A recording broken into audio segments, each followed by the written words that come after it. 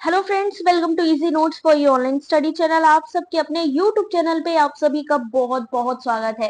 Friends, यहाँ पर UGC net paper 1 के प्रीवियस ईयर क्वेश्चन पेपर से वो क्वेश्चंस आपके लिए लेकर आए हैं जो एग्जाम में बार बार पूछे जाते हैं और आने वाले एग्जाम के लिए भी इम्पोर्टेंट है। जैसा कि आप जानते हो कि जल्दी ही आपका जो एग्जाम है वो कंडक्ट होने वाला है। ऐसे में प्रैक्टिस और स्पीड, ये दो चीज है जो सबसे ज्यादा जरूरी है। तो जल्दी से एक बार लाइव आ जाइए, वीडियो को थम्स अप कर दीजिए अगर आप सभी को मेरी वॉइस प्रॉपर आ रही है। स्टार्ट करेंगे यहाँ पे बहुत ही इंपॉर्टेंट क्वेश्चंस के साथ। तब तक जो भी हमारे चैनल में नए हैं उन सबसे रिक्वेस्ट है, जल्दी से क्या करना है, चैनल को सब्सक्राइब और वीडियो को एक लाइक करना है क्योंकि आप सभी को मिलने वाली है इसकी पीडीएफ भी। तो चलिए यहाँ पर स्टार्ट कर लेते हैं। UGC net paper 1 previous year question paper PYQ mostly repeated. तो यहाँ पर क्वेश्चन नंबर 1 आप सभी के सामने आंसर करना शुरू करिए।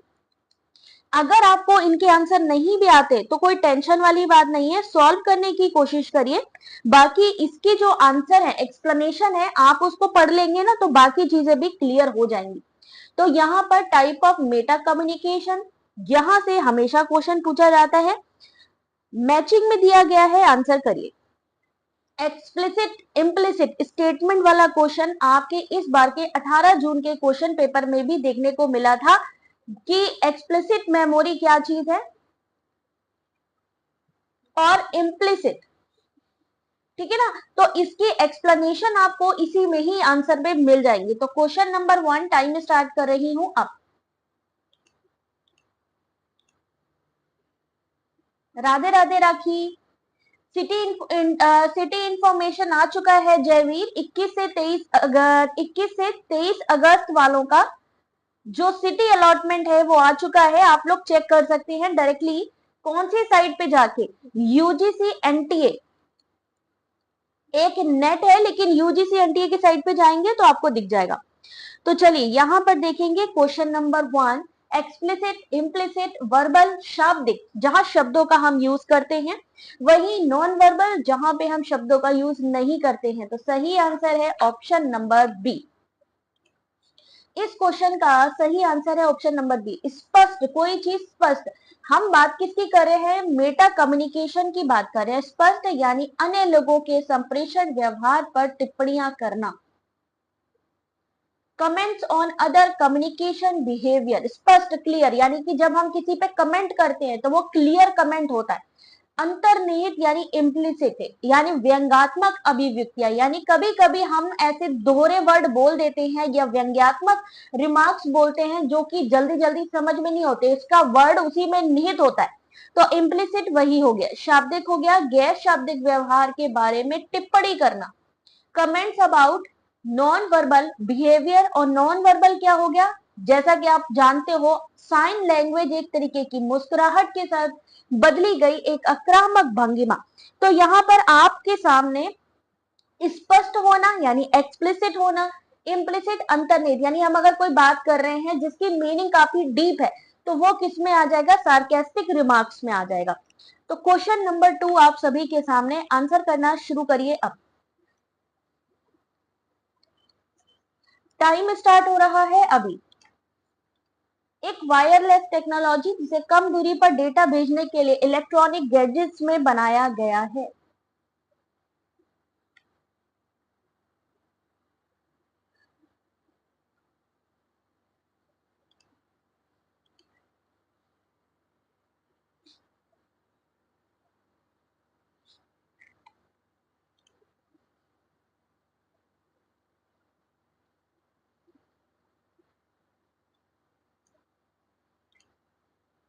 इसका रेंज कितना होता है,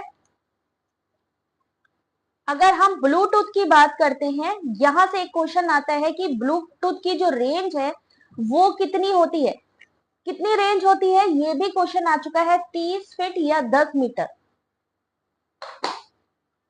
30 फीट या 10 मीटर की रेंज होती है इसकी ब्लूटूथ की, यहां से क्वेश्चन आता है। ब्लूटूथ 5.0 भी आ चुका है इस समय। 800 फीट होती है ब्लूटूथ। 5.0 इसकी कितनी होती है, 800 फीट होती है। ठीक है ना। ऐसे ही अगर हम बात करें 800 फुट होती है, 240 मीटर होती है, 240 मीटर ब्लूटूथ 5.0 की होती है। सेम ऐसे ही अगर हम बात करें Bluetooth 4.2 transmit data eight 1 Mbps. Mbps का क्या मतलब होता है, हायर बैंडविड्थ रहता है, इसमें कम दूरी की रहती है। तो यहाँ पे 5.0, ठीक है। यहां से भी कभी कभी क्वेश्चन आ जाता है कि रेंज कितनी रहती है, सेम ऐसे ही वाईफाई की भी रेंज पूछी जाती है। तो question number 2 correct answer is option number B. Bluetooth जो कि कम दूरी पर डेटा भेजने के लिए इलेक्ट्रॉनिक गैजेट्स में बनाया जाता है, 10 मीटर से 50 मीटर तक की होती है, लेकिन अब जो 5.0 आ रहा है 800 तक भी है, 800 फीट और 240 मीटर। इसका उपयोग smartphone, personal computer, gaming consoles जैसी इंडस्ट्री में किया जाता है। क्वेश्चन नंबर 3,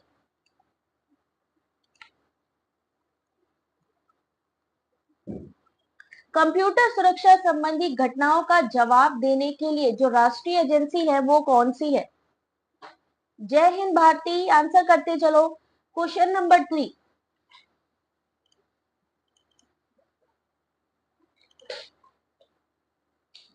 कंप्यूटर सुरक्षा से संबंधित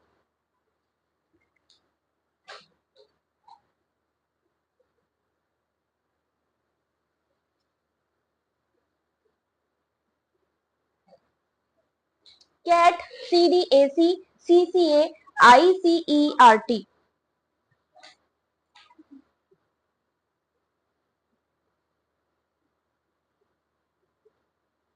अगला क्वेश्चन का ये जो क्वेश्चन नंबर 3 है इसका आंसर देखिए। कंप्यूटर सुरक्षा संबंधी घटनाओं को जवाब देने के लिए जो कंप्यूटर एजेंसी है वो है आईसीईआरटी। आईसीईआरटी का पूरा नाम Indian computer emergency response team या कंप्यूटर आपात प्रतिक्रिया दल है। भारतीय कंप्यूटर आपात प्रतिक्रिया दल इलेक्ट्रॉनिक और सूचना प्रौद्योगिकी मंत्रालय के भीतर एक कार्यालय है। यह हैकिंग और फिशिंग जैसे साइबर क्राइम से निपटने की एक नोडल एजेंसी है। यह भारतीय इंटरनेट डोमेन की सुरक्षा संबंधी रक्षा को भी मजबूत करती है। आईसीईआरटी। Question number 4,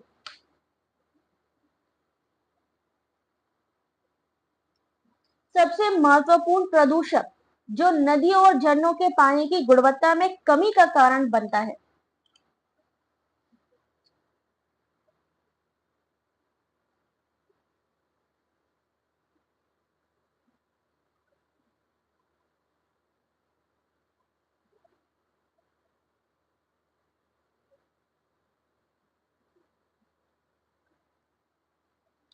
important pollutant.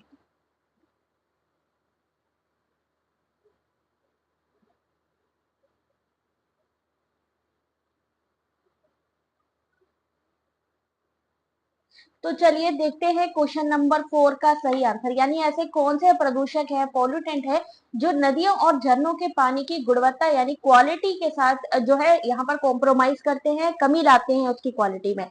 तो क्वेश्चन नंबर 4 सही आंसर है option number A.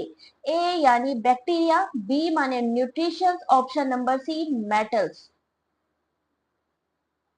A B C, ये सारी चीजें हैं जो यहाँ पर असर डालती हैं पानी की गुणवत्ता को देखते हुए। सही आंसर सी होगा, ए बी डी ई कि ए बी सी?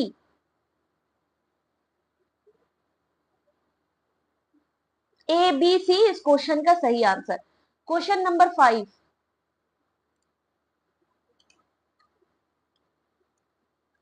18 जून को भी जो पूछा गया था उसमें से एक क्वेश्चन ये भी था।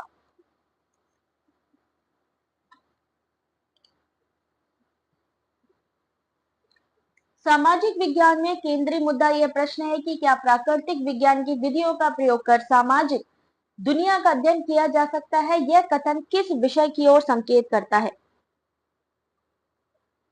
सिर्फ वो क्वेश्चन जो एग्जाम में एक्सपेक्टेड है कि पूछे जा सकते हैं, बाकी कुछ नहीं।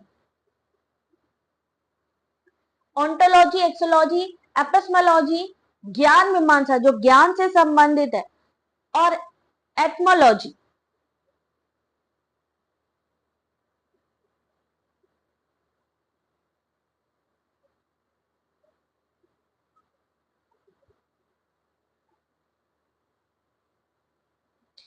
Question number 5, correct answer is option number C, epistemology ज्ञान मीमांसा।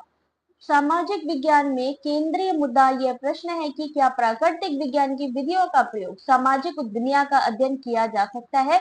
यह कथन है ज्ञान से संबंधित। ज्ञान मीमांसा दर्शन की वो शाखा है। ज्ञान मीमांसा ने आधुनिक काल में विचारकों का ध्यान आकृष्ट किया है।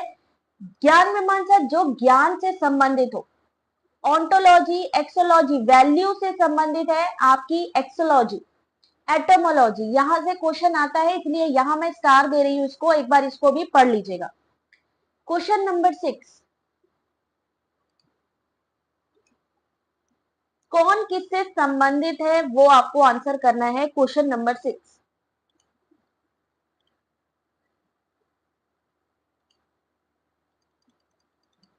ये सेकंड पेपर नहीं, ये पेपर 1 है, यूजीसी नेट पेपर 1।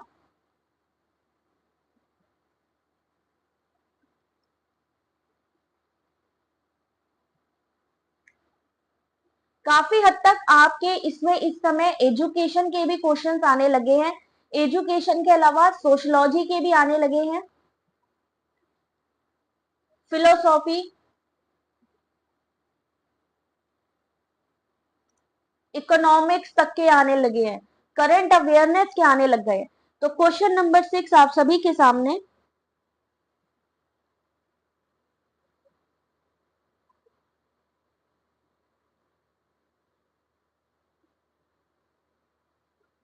और सही आंसर इस क्वेश्चन का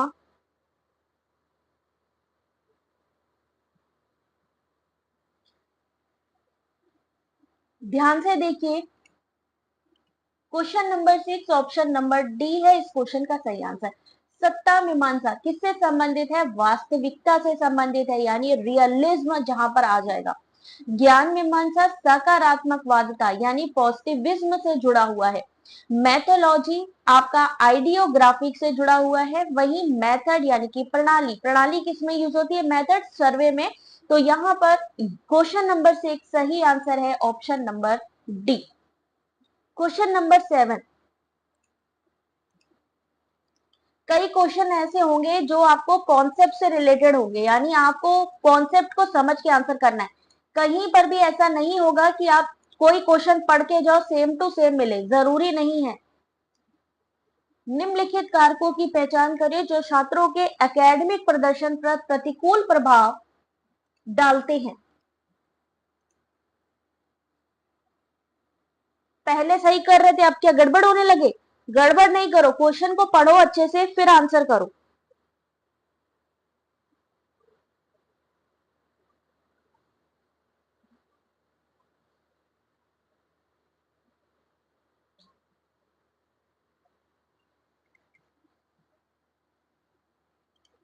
किसकी बात करिए, हम एकेडमिक प्रदर्शन पर प्रतिकूल यानी कि जो उसकी शिक्षा पे, एकेडमिक यानी जब वो स्कूल कॉलेज जा रहा है, एकेडमिक जो पढ़ाई कर रहा है उस पर अगर कोई चीज इफेक्ट कर रही है, प्रतिकूल प्रभाव डालती है, तो इनमें से ऐसी कौन सी चीज होती है,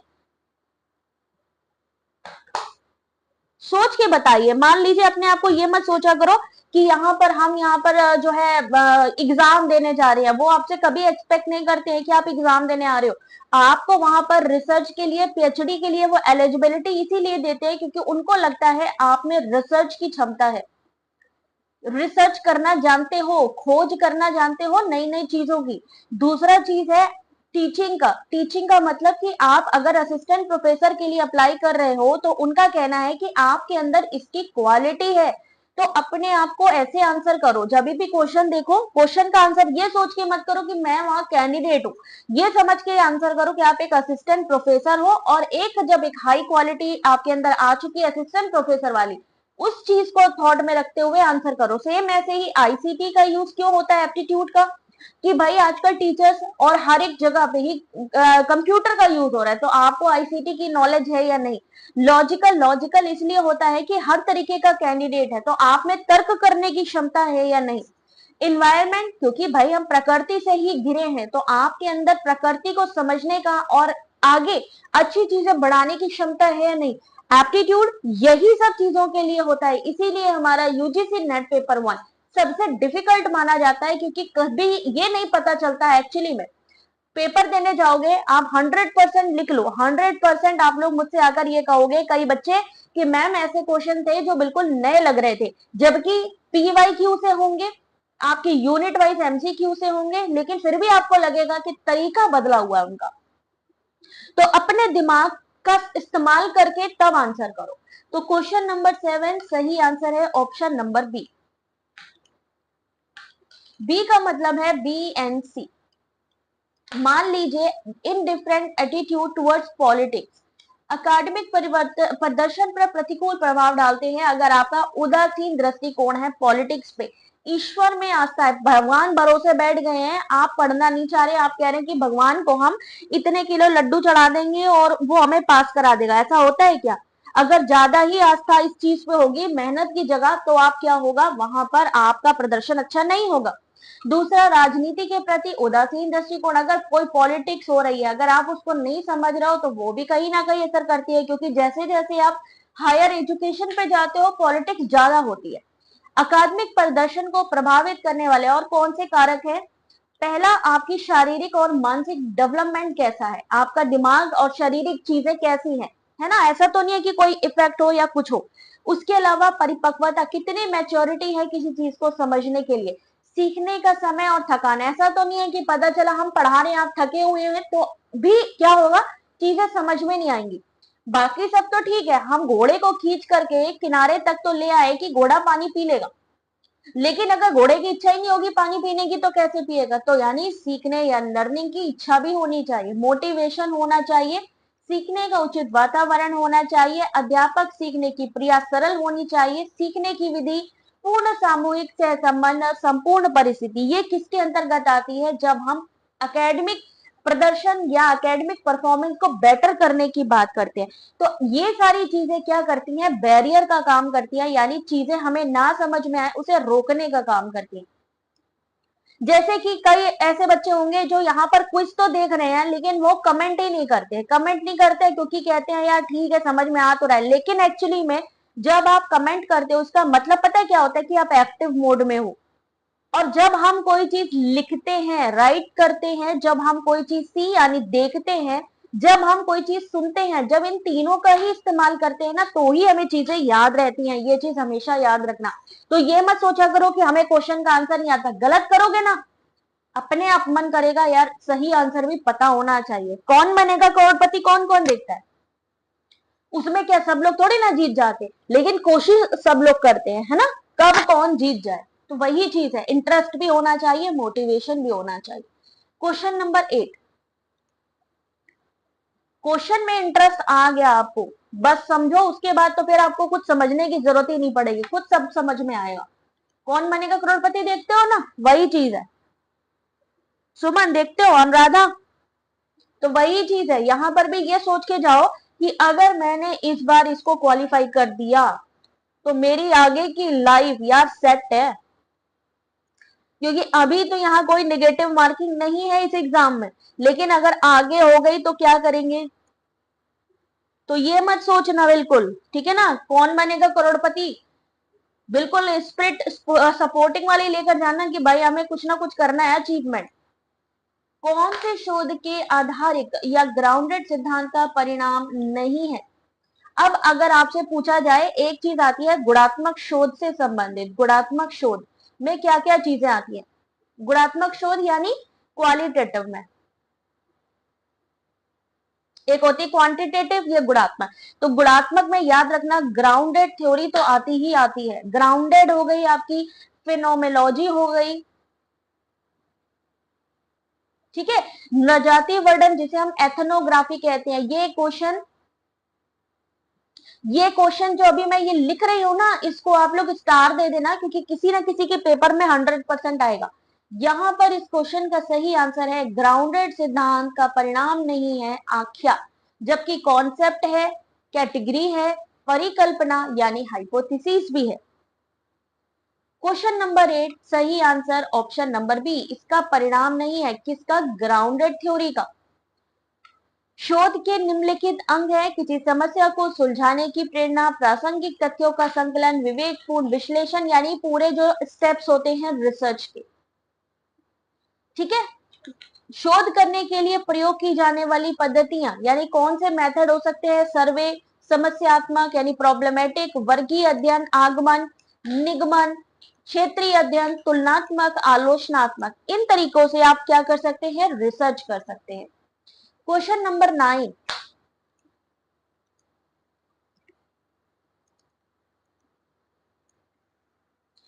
रीजनिंग का एक क्वेश्चन है, देखते हैं सुपर फास्ट आंसर कौन करेगा। मैं चलो यहाँ टाइमिंग भी आपको दिखाना शुरू कर देती हूँ।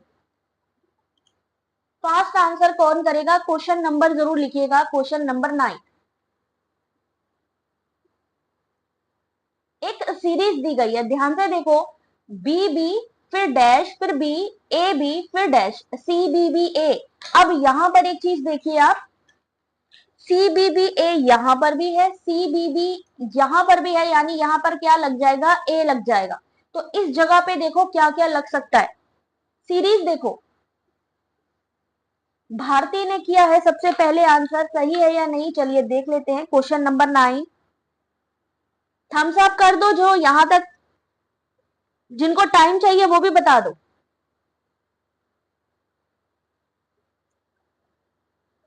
राधा ने कहा सी, अर्चना ने कहा बी, अनुपमा ने भी कहा B. Question number 9 correct answer है ऑप्शन नंबर सी। मैंने क्या कहा था, लास्ट की जो सीरीज है वो ए है, क्योंकि सी बी बी के बाद ए लगा हुआ है, तो डेफिनेटली यहां पर क्या लग जाएगा, ए लग जाएगा। अब यहां पर देखो, डबल बी के बाद में double B A, double B A, same चीज इधर भी होने वाली है, B B C B B A B, यानी ये जो सी बी बी ए वाला सीरीज है ये यहां पर भी लगने वाला है, तो सेम चीज यहां लगेगी, सही आंसर सी हो जाएगा। क्वेश्चन नंबर 10, आप कहेंगे मैम इतना बड़ा क्वेश्चन कहां से आ गया, क्वेश्चन तो इतना ही बड़ा आएगा एग्जाम में।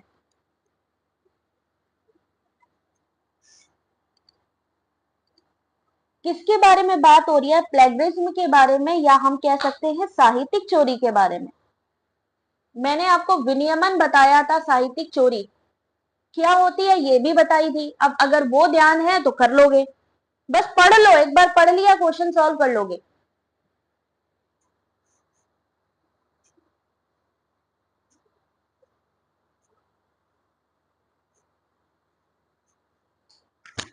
क्वेश्चन नंबर 10,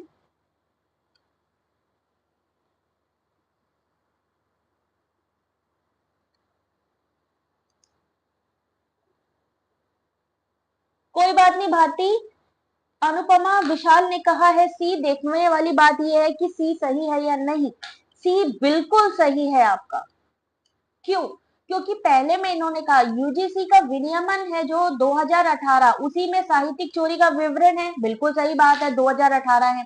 विद्यार्थी को अपना शोध प्रस्तुत करते समय एक वचनबद्ध देना होता है कि वह प्रलेख उसकी मूल कृति है और किसी प्रकार की साहित्यिक चोरी से मुक्त है, यानी उसको ये कहना होता है कि भाई देखिए मैंने किसी का कोई कंटेंट या कोई भी चीज की चोरी नहीं की है, उसको ये बताना जरूरी होता है। और अगर इन केस मान लीजिए उसने किसी का कंटेंट कुछ परसेंट पे यूज किया है तो उसको वहां पर उसको क्रेडिट देना भी जरूरी होता है। तो पहला स्टेटमेंट सही है। दूसरी बात कही इन्होंने कि साहित्यिक चोरी निवारण संबंधी यूजीसी विनियम 2018 के अनुसार शोध पर्यवेक्षक को यह प्रमाणित करने की आवश्यकता नहीं होती है कि शोधकर्ता उसके अधीन किया गया कार्य साहित्यिक चोरी से मुक्त है, ये गलत है। आगे समझ में, आवश्यकता है बताने की, वेरीफाई करने की। आपका जो एक पोर्टल है, कौन सा पोर्टल है, शोध शुद्धि, ये यही पकड़ता है कि आप कहीं कंटेंट चोरी तो नहीं करे हैं कोई। यहां पर अनुपमा जो टाइम बचा है ना, मैं इस समय वही इंपॉर्टेंट क्वेश्चंस आपको करवा रही हूं जो अभी लास्ट एग्जाम में कंटिन्यू पूछे जा रहे हैं, ठीक है। तो आपको टेंशन लेने की जरूरत नहीं है, जो भी क्लास में करवाया जाए उनको अच्छे से पढ़िए, पीडीएफ पढ़िए, ज्यादा से ज्यादा क्वेश्चन सॉल्व करिए, नया सिलेबस कुछ मत उठाइए। तो क्वेश्चन नंबर 10 सही आंसर सी। समझ में आ गया ना। यूजीसी विनियमन कितना है 2018। अगर पूछा जाए कितने लेवल हैं इसके, तो आपको पता है 4 लेवल। अगर यहाँ से एक क्वेश्चन और आ सकता है कि पनिशमेंट क्या होती है, तो आपको पनिशमेंट होना चाहिए। कंटेंट जो लेवल है उसमें कितना परसेंटेज है ना। तो बस यही चीज आपको ध्यान रखनी है। क्वेश्चन नंबर 11, कराने को तो बहुत इजी इजी क्वेश्चन हम करवा दे, लेकिन इजी क्वेश्चन कराने का फायदा क्या, क्योंकि वहां तो लेंथी क्वेश्चंस आने हैं। The Buddhist mode of interpersonal communication emphasise. देखिए बुद्ध किस पे काम करते थे, सबसे ज्यादा वो आंतरिक शक्तियों पर काम करते थे, है ना। तो उसी से ही रिलेटेड कर, बुद्ध ज्यादा बोलते बोलते तो थे नहीं, जब जरूरत होती थी तभी बात करते थे। तो बुद्धिस्ट कम्युनिकेशन से अगर हम बात करें तो वैसा ही दिमाग में लेके आंसर करो।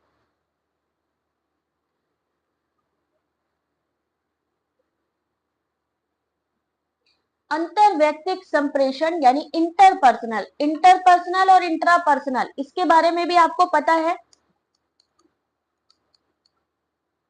इंटरपर्सनल जब दो या दो लोग आपस में बात कर रहे हैं, और इंट्रापर्सनल जब हम खुद से बात कर रहे हैं। इंट्रा पर्सनल जब हम खुद से बात करते हैं, केवल खुद से। तो यहाँ इंटरपर्सनल या दो लोगों के बीच की बात कही गई है। तो क्वेश्चन नंबर 11 विशाल ने कहा है सी, बिल्कुल सही है यहाँ पे ऑप्शन नंबर सी, यानी ऑप्शन नंबर सी, option number D, option number ई निम्न पर जोर देता है। The Buddhist mode of interpersonal communication emphasise सम्मित संबंध, symmetrical relation, conscious through interaction, बातचीत के माध्यम से सहमति, संप्रेषण की सत्यापनीयता, जो बोले वेरीफाई होना चाहिए। दो व्यक्तियों के बीच संप्रेषण की स्थिति संचार की दो तरफा प्रक्रिया में दो व्यक्तियों के प्रत्यक्ष संपर्क और उन दोनों व्यक्तियों की उपस्थिति में संभव होता है, डायरेक्ट जब कम्युनिकेशन करते हैं। अंतर व्यक्तिक संप्रेषण का बौद्ध मॉडल जो है सम्मित संबंध, बातचीत के माध्यम से सहमति, संप्रेषण की सत्यापित। भाई दो लोग होंगे तो इन सब चीजों की तो जरूरत पड़ेगी, आपस में किस तरीके का रिलेशन है। बातचीत के माध्यम से सहमति, हमें यहाँ पर किस चीज का देखना है, डायरेक्ट, डायरेक्ट जो है हमारा जो कांटेक्ट होता है उस समय क्या क्या चीजें होती हैं, वही आपका अंतर व्यक्तित्व में। क्वेश्चन नंबर 12,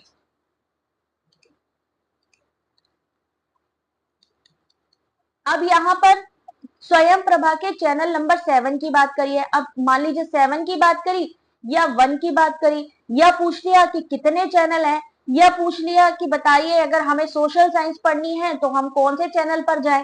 तो अल्टीमेटली कहने का मतलब है स्वयं प्रभा सैटेलाइट, स्वयं प्रभा के चैनल, उनके नंबर, और किस चीज के लिए है वो, और कंटेंट कौन प्रोवाइड करता है, पोर्टल का रख रखाव कौन करता है। बस यहां अगर आपने इतनी चीजें पढ़ ली, क्लोज।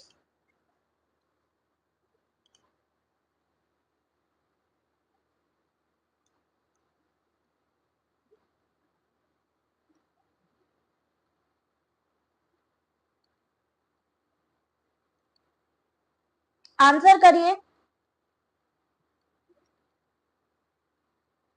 इनफ्लिपनेट, ठीक है।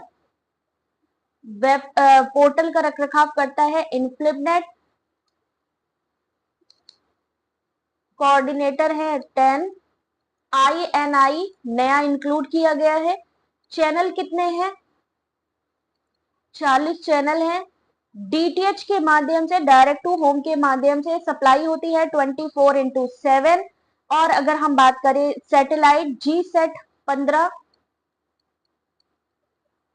ठीक है। ये इतनी चीजें तो आपने ध्यान में रखनी ही रखनी है। तो question number 7, sorry question number 12 option number होगा सी, ACND। कौटिल्य का दूसरा नाम है चाणक्य। तो चाणक्य किससे संबंधित है, नेचुरल सी बात है, इकोनॉमिक्स से संबंधित है। गांधीनगर, कंटेंट अपलिंक कहां से होते हैं, वो है आपका अपलिंक कहां से होते हैं, वो है विशाख गांधीनगर,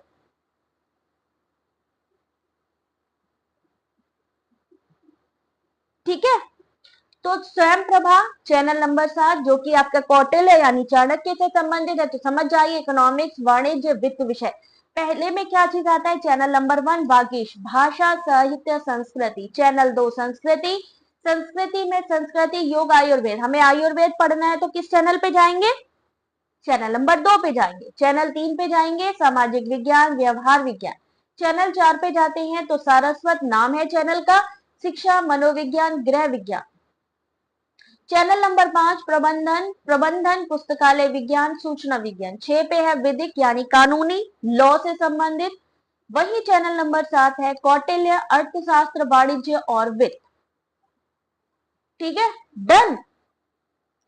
क्वेश्चन नंबर 13। अब ऐसा तो है नहीं कि सारे क्वेश्चन आपके थ्योरी होंगे, कभी कभी कुछ क्वेश्चन ऐसे भी हो सकते हैं जो मैथमेटिकल होंगे।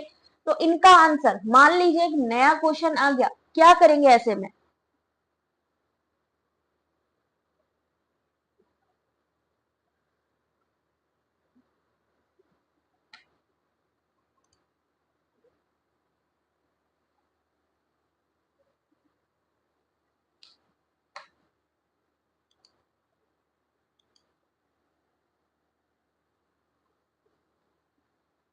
इसका भी आपको आंसर अभी हम दिखा रहे हैं।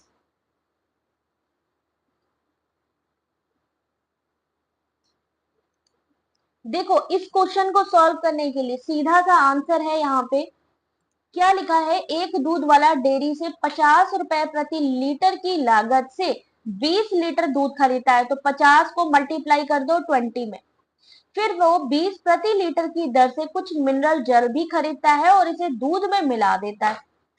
20 को दूध में मिला देता है और इसे दूध में मिला देता है। अपमिश्रित दूध को वह 60 प्रति लीटर की दर से बेचकर 400 लाभ अर्जित करता है। बस इतनी चीजें आपको ध्यान रखनी है, सिर्फ इतना इतना निकाल लेंगे एक बारी, बाकी चीजें इसको सॉल्व करके निकालेंगे। यानी 50 इंटू 20 1000, 20 प्लस एक्स कितना था, दूध में कितनी मात्रा में जल पता है वो तो हमें पता ही नहीं है, लेकिन हमें 20 लीटर मिलाया, तो 20 into x, 20 plus x into 60 minus 400, कितनी दर पे बेचा? सॉरी, 400 लाभ पे। तो यहां पर हम उसको डिवाइड करते जाएंगे, सही आंसर होगा ऑप्शन नंबर 5 लीटर यानी कि सी। ऐसे क्वेश्चंस को क्या करो, रट लो। नहीं आती है मैथ, कोई बात नहीं, रट्टा मारना है आपको कि अगर ऐसा क्वेश्चन आ जाए तो आप वहां सॉल्व कर पाओ। ठीक है, क्वेश्चन नंबर 14।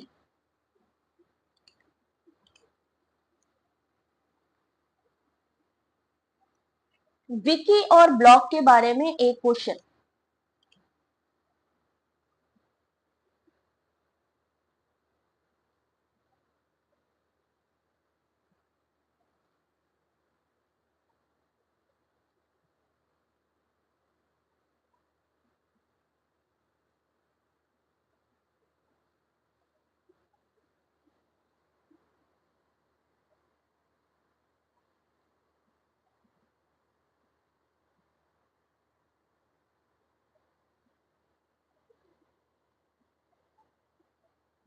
चलिए देखते हैं इस क्वेश्चन का सही आंसर।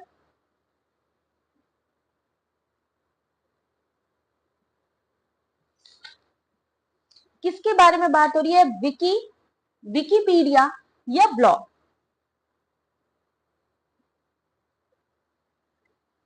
क्वेश्चन नंबर 14 सही आंसर है ऑप्शन नंबर डी।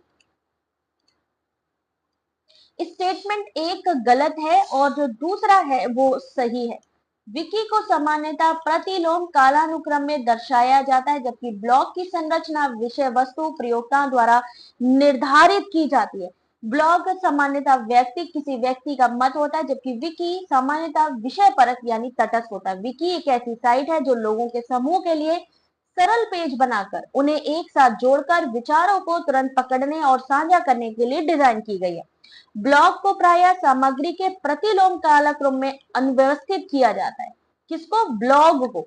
जबकि विषय विकी की संरचना विषय वस्तु प्रयोक्ता के द्वारा निर्धारित की जाती है। कथन एक जो है वो गलत है, जबकि दूसरा कि ब्लॉग क्या चीज है, विकी क्या चीज है, ठीक है, वो आपका दूसरा सही है। Question number 15।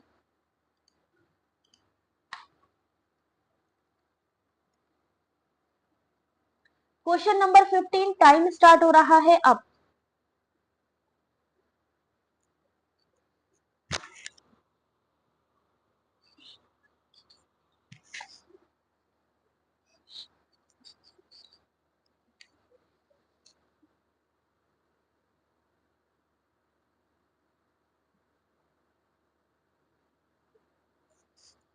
क्वेश्चन नंबर 15,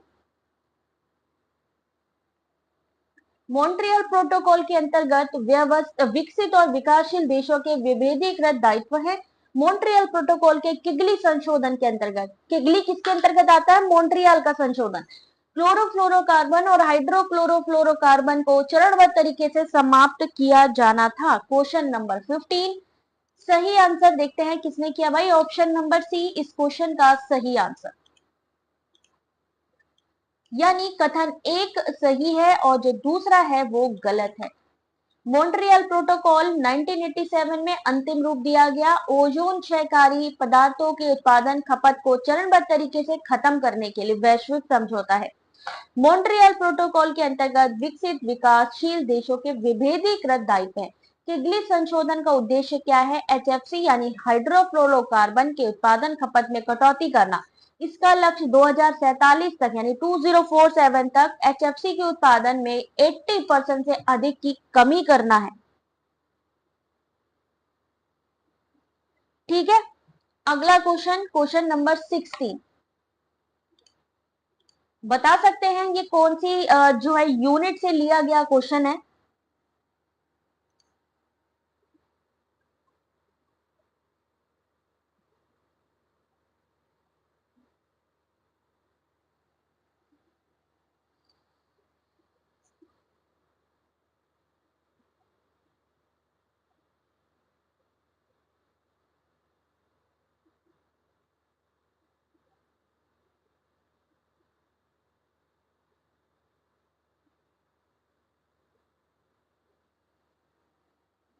सबको ये क्वेश्चन आईसीटी का यूनिट है, बिल्कुल सही।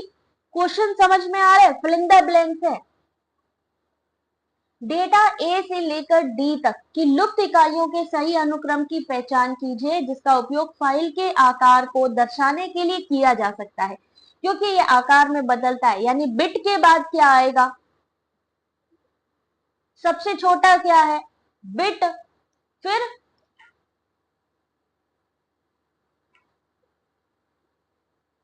सीरीज में लगाइए, सीरीज में लगाइए। विशाल ने आंसर किया है बी और यहां पर सही आंसर है ऑप्शन नंबर ए,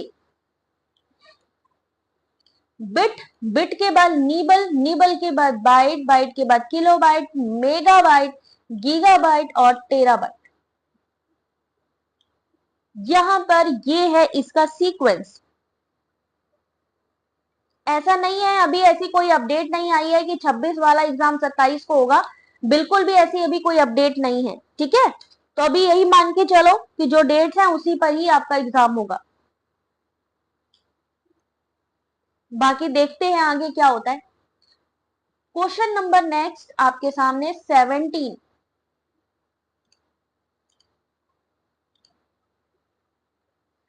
किस गैस का ग्लोबल वार्मिंग में सबसे ज्यादा योगदान है? ग्लोबल वार्मिंग में सबसे ज्यादा कौन योगदान देता है?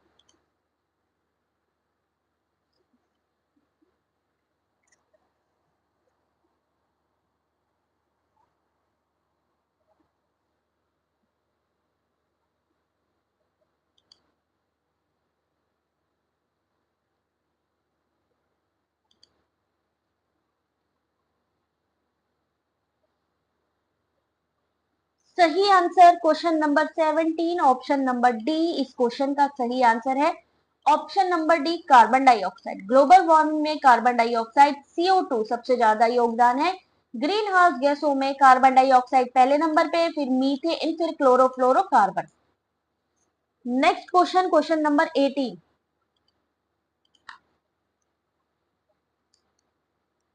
अब ये जो है एक्स माइंड हो, पेडलेट हो, बुक क्रिएटर हो या प्लॉटगन हो, इन सब का डिटेल आप गूगल बाबा से भी ले सकते हो। डायरेक्टली टाइप करो, वो अपने आप इन सब के बारे में आपको बताएंगे। क्वेश्चन नंबर 18 सही आंसर 15 सेकंड मिलेंगे इस क्वेश्चन के लिए। अभिमन्यु ने कहा है बी। कौन सा सहयोगात्मक आईसीटी उपकरण प्रयोक्ताओं को सूचना एकत्र करने, साझा करने के लिए अंकीय बुलेटिन बोर्ड बनाने की अनुमति देता है? 53% CO2। कभी कभी इंक्रीजिंग ऑर्डर में या डिक्रीजिंग ऑर्डर में भी लगाने को आती हैं गैसेस की कौन कौन सी जो है हार्मफुल है या किस तरीके की है, कौन ज्यादा मात्रा में वायुमंडल में रहती हैं, ऐसे क्वेश्चन आते हैं। सही आंसर है, बिल्कुल सही है, बी ऑप्शन पेडलेट।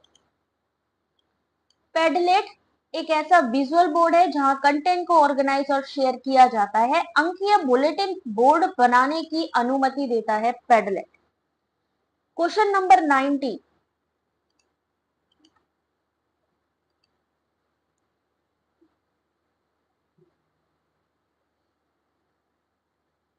विक्रमशिला के बिहार में 6 महाविद्यालय सहित एक विश्वविद्यालय था। विक्रमशिला तांत्रिक बौद्ध धर्म का एक सुविख्यात केंद्र था और यह अन्य देशों से विद्यार्थियों को आकर्षित करता था।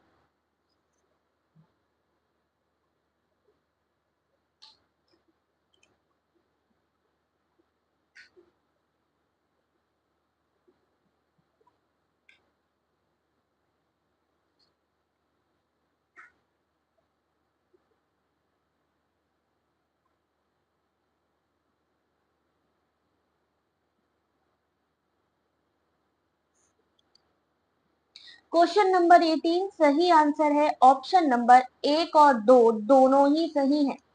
यानी विक्रमशिला भारत का प्रसिद्ध शिक्षा केंद्र नालंदा विश्वविद्यालय विक्रमशिला दोनों पाल राजवंश के शासन काल में शिक्षा के लिए विश्व प्रसिद्ध थे। विक्रमशिला कहाँ? बिहार राज्य के भागलपुर में। विक्रमशिला के बिहार में 6 महाविद्यालय सहित एक विश्वविद्यालय था। विक्रमशिला सबसे बड़े बौद्ध विश्वविद्यालयों में से एक था। तांत्रिक बौद्ध धर्म का एक सुविख्यात केंद्र भी रहा है। Question number 20।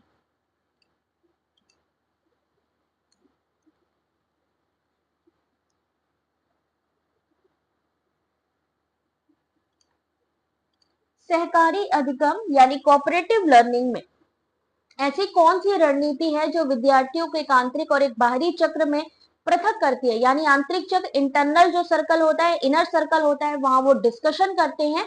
आउटर सर्कल में क्या करते हैं? वो पृथक कर दिया जाता है, चर्चा को सुनते हैं। Listen to the discussion.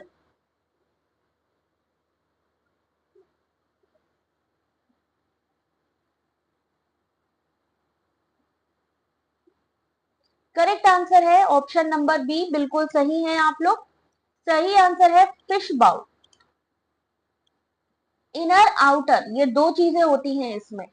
आंतरिक में विद्यार्थी चर्चा करते हैं, बाहरी में विद्यार्थी चर्चा को सुनते हैं। कोऑपरेटिव लर्निंग में group work, think pair share, बस group, fish bowl technique, brain storm, cross over, jigsaw, syndicate, snow bowling, pyramiding या रेसिप्रोकल टीचिंग, ये सारी किसके अंतर्गत आती हैं? आपकी कोऑपरेटिव लर्निंग के तहत आती है।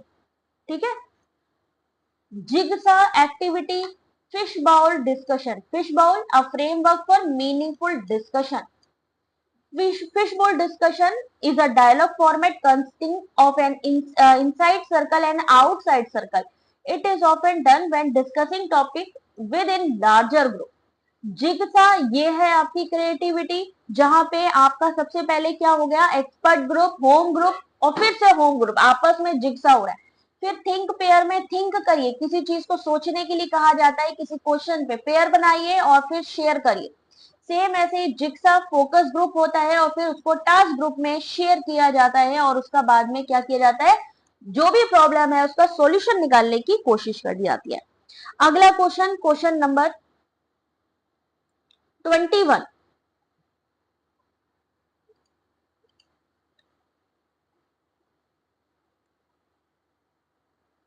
टाइम स्टार्ट हो गया है अब।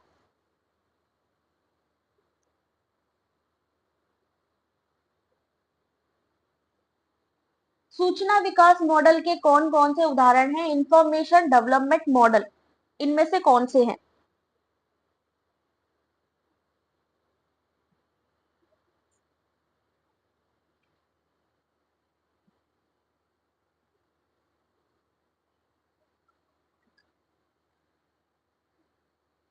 सही आंसर क्वेश्चन नंबर 21 बिल्कुल सही है आप। सी आंसर बिल्कुल सही है, यानी बी गैगने का सूचना मॉडल, सी ब्रूनर का मॉडल और ऑप्शन नंबर डी शूमैन मॉडल, सूचना विकास मॉडल, ये तीनों आते हैं इसमें। 22 क्वेश्चन नंबर।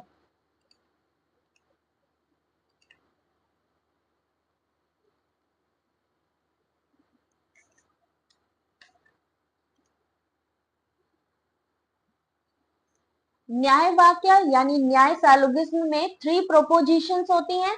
अरस्तु सैलोगिज्म हैज 5 प्रपोजिशन। 3 प्रोपोजिशन 5 प्रपोजिशन किसमें किसमें होती हैं?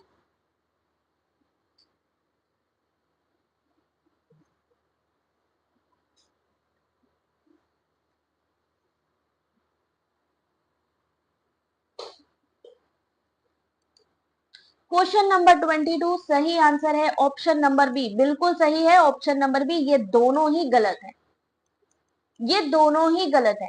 सैलोगिज्म एक विशेष प्रकार के तर्क करने का तरीका है जिसमें दो कथनों के आधार पर तीसरे कथन का निष्कर्ष निकाला जाता है। न्याय में कुल 5 प्रतिगिप्तियां होती हैं। न्याय में कितनी होती है? न्याय में होती है 5। इन्होंने कितना लिखा है? 3। फून जिसको हम बोलते हैं, PHUUN। सेम ऐसे ही न्याय में कुल कितनी होती हैं? 5 होती हैं। अरस्तु में कितनी कितनी होती हैं? तो अरस्तु में होती हैं 3। इसलिए दोनों ही स्टेटमेंट गलत है। 23 क्वेश्चन नंबर।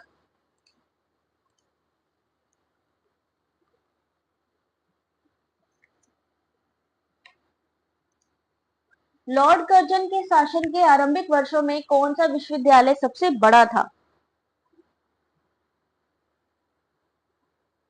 राखी इस समय रिवीजन चल रहा है, ठीक है। यहाँ पर जो मैं एक्सप्लेनेशन दे रही हूँ ना बेटा, जो भी अभी इस एग्जाम को देने वाला है, जो आने वाले एग्जाम है, तो उसको थ्योरी को पढ़ सकता है उसी में ही, पीडीएफ में, क्योंकि टाइम कम बचा है। अब अगर थ्योरी करने लग जाएंगे तो फिर ये चीजें रह जाएंगी।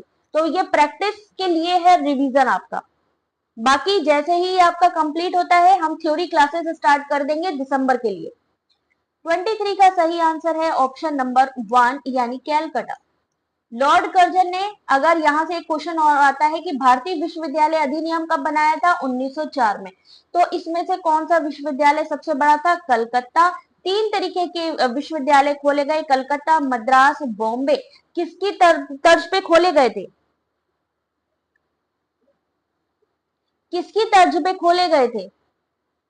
यूनिवर्सिटी ऑफ लंदन की तर्ज पे। ये 3 विश्वविद्यालय खोले गए थे यूनिवर्सिटी ऑफ लंदन। कब खोले गए थे? सबसे बड़ा था कलकत्ता विश्वविद्यालय। Question number 24।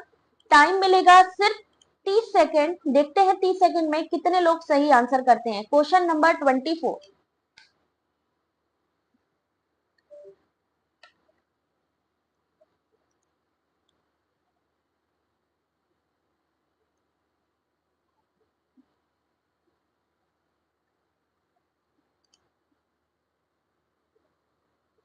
कोलकाता, क्या बात है। 3, 14, 39, 84 के बाद क्या आएगा?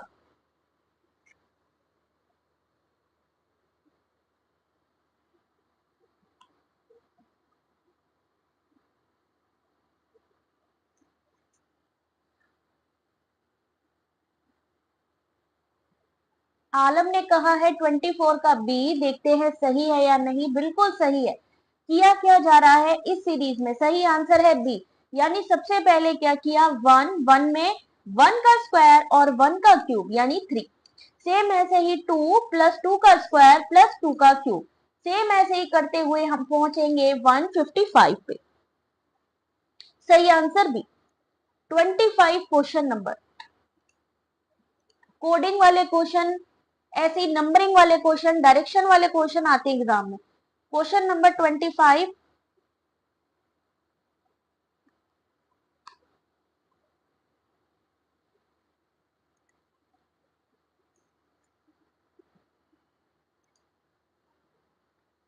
पारिवारिक मूल्य महत्वपूर्ण है को लिखा कैसे जाता है? मूल्य समानता सांसारिक है, कुछ रोग सांसर्गिक है, सांसर्गिक और मूल्य का कोड इनमें से कौन सा है?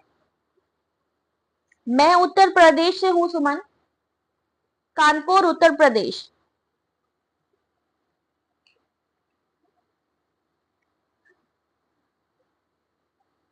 ये वाला करके देखो, कोशिश करो रेनू।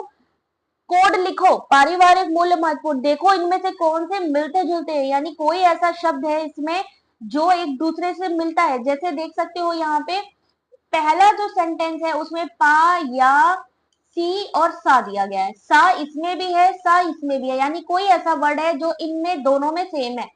सेम ऐसे ही या दिया गया है, को दिया गया है, जो कि इस सेंटेंस में भी है, को और या।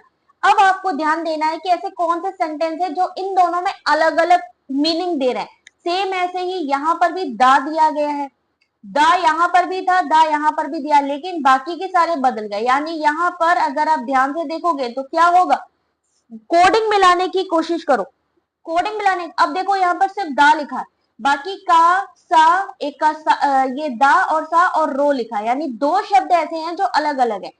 कोशिश करो मिलाने की इसमें। 25 का सही आंसर पारिवारिक हो गया, मूल्य है, महत्वपूर्ण है, सबके अलग अलग कोड दिए गए कि इसको हम ये कहते हैं, सूरज को हम चांद कहते हैं, चांद को हम सूरज कहते हैं, वही चीज है। तो यहाँ पर पा या सी सा, सेम ऐसे ही मूल्य सामान्यतः सांसारिक है, तो है इन सब का कोडिंग सेम ऐसे ही आपको करके निकालना है, पहचानना है आपको। 26 क्वेश्चन नंबर, ये इस बार भी आएगा एग्जाम में, क्योंकि ये अभी नया क्वेश्चन है जो एग्जाम में पूछा जा रहा है। कोनोटेशन डिनोटेशन, बढ़ते हुए क्रम में व्यवस्थित किया गया है।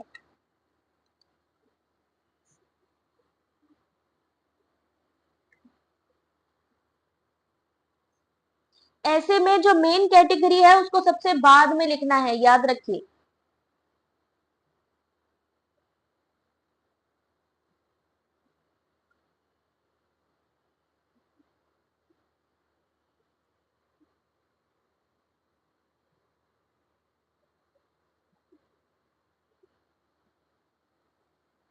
सही आंसर बिल्कुल सही जा रहे हैं आप लोग, ऑप्शन नंबर 1। इस क्वेश्चन का सही आंसर ऑप्शन नंबर 1। सबसे बड़ी इसमें क्या चीज है, सबसे मेन है पशु, पशुओं के अंतर्गत ही ये सारी चीजें आती हैं। तो कशेरुकी, कशेरुकी, स्तनपायी, गुजातीय और सबसे लोएस्ट में आएगा गाय। किसमें लिखना है, बढ़ते हुए क्रम में लिखना है, इसलिए सबसे छोटे से शुरू करते हुए सबसे ज्यादा। मेन कैटेगरी कौन सी है, पशु है। 27 क्वेश्चन नंबर,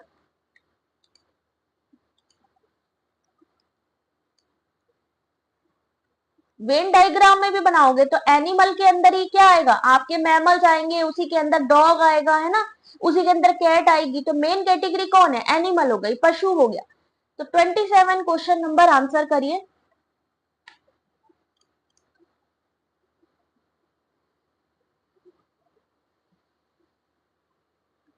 कौन सा प्रतिचयन की एक विधि को संदर्भित करता है जिसमें प्रतिभागियों का एक मुख्य समूह जो प्रारंभ में एक शोध अध्ययन के लिए प्रतिचयन किया गया है, अन्य संभाषित प्रतिभागियों की नियुक्ति या संस्तुति करता है?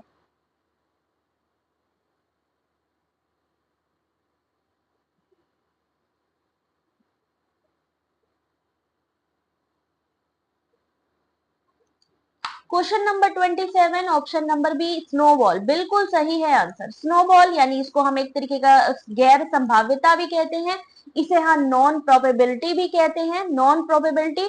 और दूसरा नेटवर्किंग भी कहते हैं, नेटवर्क या चेन सैम्पलिंग इसको ही कहा जाता है, किसको, स्नोबॉल को। 28 क्वेश्चन नंबर,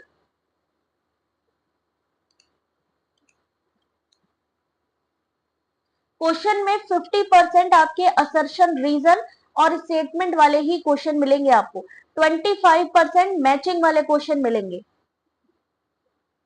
बाकी जो होगा वो आपका रीजनिंग और मैथ और डीआई और आरसी। प्राचीन भारत के नालंदा विश्वविद्यालय ने एशिया के विभिन्न हिस्सों से छात्रों को आकर्षित किया है। अपनी स्थापना के तुरंत बाद ही नालंदा विश्वविद्यालय यूरोप और अरब के विश्वविद्यालयों में छा गया था।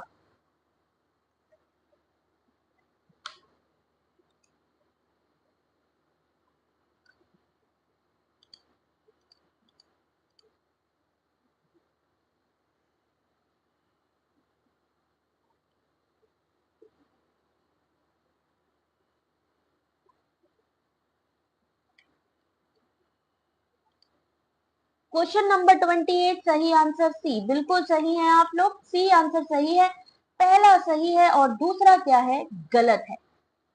क्वेश्चन नंबर 29,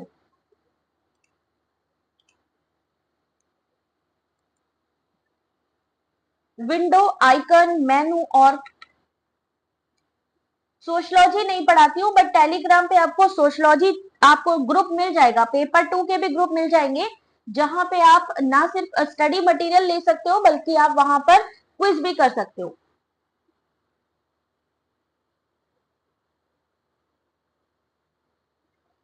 विंडो, आइकन, मेनू और pointer. Question number 29,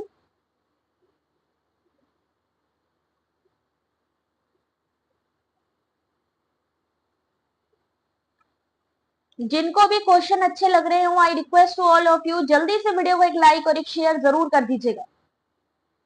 thank you Renu. ये इंपॉर्टेंट क्वेश्चन है, ये समझो आप। क्वेश्चन नंबर 29 सही आंसर है ऑप्शन नंबर सी। यानी विंडो क्या चीज होती है, विंडो होती है आपकी स्क्रीन पर एक क्षेत्र का प्रतिनिधित्व करता है जो एक विशिष्ट कार्य के लिए जानकारी प्रदर्शित करती है। जैसे इस समय आप लोग ये देख रहे हो, ये किस पे ओपन है, विंडो पे ही ओपन है।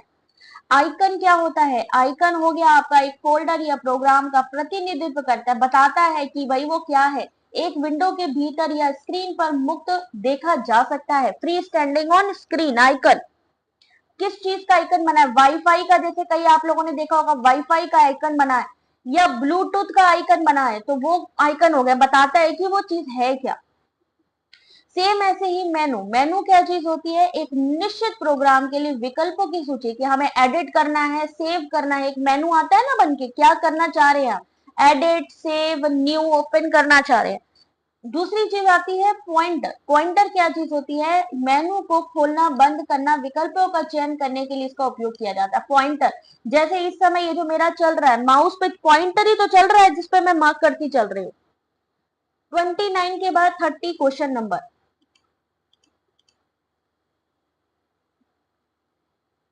हंटर आयोग ने किसकी सिफारिश की थी।